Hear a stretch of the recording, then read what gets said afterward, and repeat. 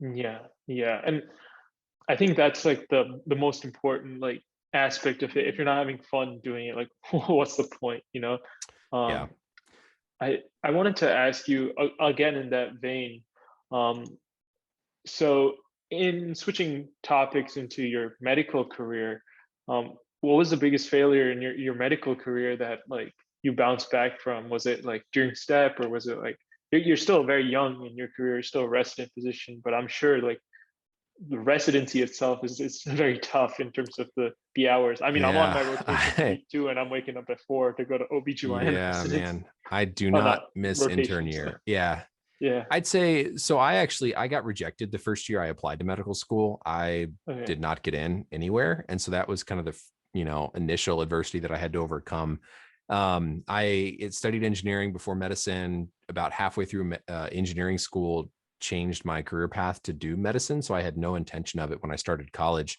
And so I was a little bit behind. I had to do a gap year and went and worked as an engineer and was studying for the MCAT kind of on the side. And when it came time to apply, they told me that I didn't have enough science experience. And, my GPA was good for an engineering school, but it wasn't anywhere close to the pre-med typical kind of GPAs. And so they said, sorry, I didn't get in anywhere. Went back, did a master's degree for a year, and then got back in the second time I applied. So that was probably the biggest hurdle was like, wow, I failed at something Yeah. essentially.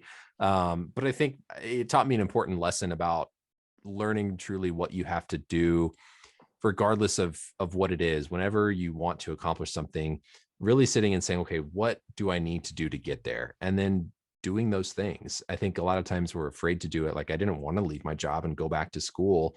But when I look at, okay, what do you have to do? This is what you have to do. So you just go and you do it. In medical school, it's just studying. There's no simple way Yeah. around it, as you know.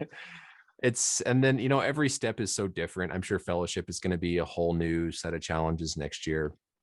But that's kind of what we're groomed for by the time we get here, right? Is Yeah. overcoming whether it's a 14-hour study day for a week straight. It's all these little small adversity bumps that we get through so that when we're kind of in the trenches of taking care of patients, we're more equipped to handle those challenges. No, for sure, for sure.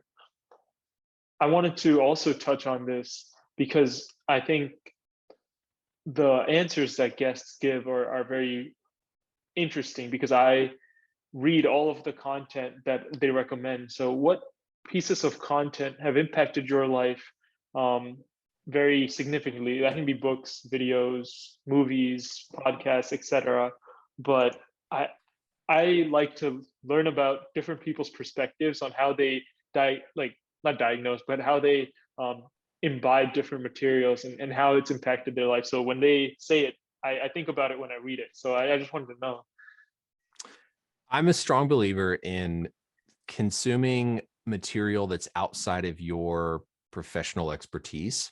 So I'm a huge podcast guy, in particular, a podcast called Hardcore History by Dan Okay. Carlin, and one called the Lex Friedman podcast about like artificial intelligence and computer programming.